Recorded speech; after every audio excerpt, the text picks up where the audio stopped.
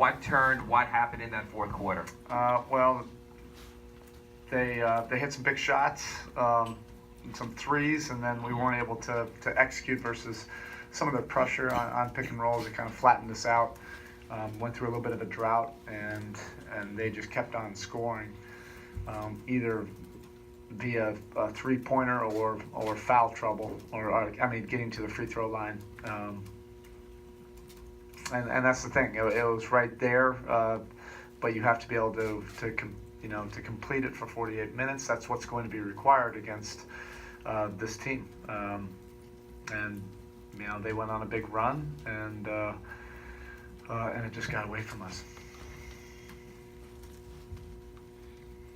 Was there something particular in that run, though, that at that point that you guys didn't do schematically or anything that allowed them to do it? Was it fatigue? Was it them wearing you down? I don't think it's wearing us down. It's more they executed with purpose, and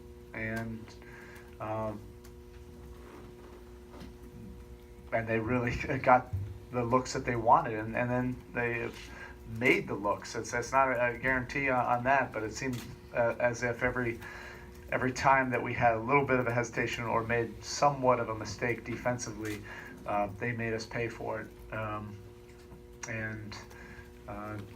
We have to find a way. This team, obviously, they have a lot of shooting. They have guys that can score in the paint, but that is the challenge. We're capable of it. We just have to figure it out and complete it for a 48-minute game.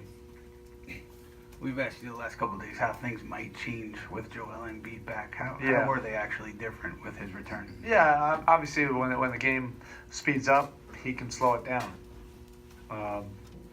And he has a way of drawing fouls, and it's not just in the post. So a lot of his fouls drawn are on the perimeter, on shot fakes and drives, and he knows how to draw them. So we'll have to do things with great technique, great focus, great discipline. We are capable of it. And we expected him to be in the series at some point. That's the challenge for us.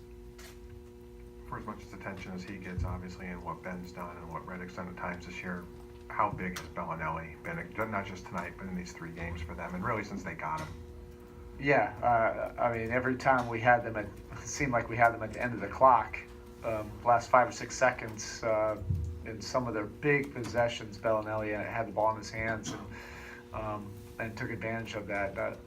2 or 3 of them were 3 or 4 steps behind the line with a couple seconds left, or at the buzzer on the clock. He's in a great rhythm right now. So if it's 2 or 3 steps behind the line, and that's what's required, then we have to do it all the way through. Finish the possessions and do it without fouling.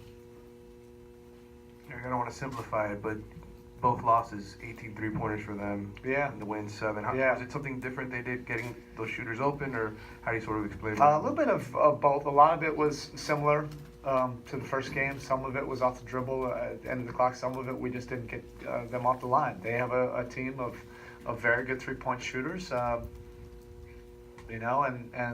it's going to require more. It's as simple as that. To get our defense all the way extended,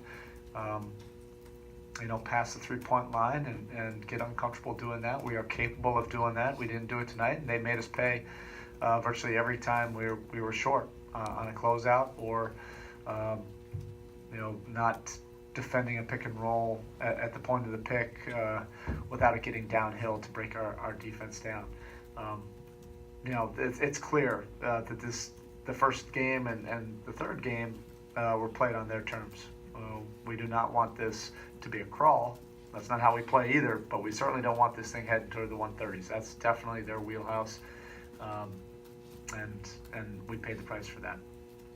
Yeah, because the third straight game that Hassan just hasn't had any rhythm, and tonight just the one attempt, and I think it was right after the turnover too, that pass in the fourth. Are there ways to get him on track, or do you have to think about something different as far as a lineup? Well, he might not necessarily, put up numbers, but that's part of my job is to figure it out and figure out how he can get to his strengths and be an impact player for us. It starts with the defense, the rebounding, but he has a lot of responsibilities for us offensively. I'll spend some time, working that out in the next day and a half. Were you surprised by their physicality? Game 2, you guys pushed them around. They seem to push back tonight. Well, they're a well-coached team. You know that there's going to be a sense of urgency. I wouldn't say that we didn't have a sense of urgency tonight. It was pretty physical both ways. I would say we probably made more mistakes throughout the course of the game, and we paid the price for that. Okay, thank you.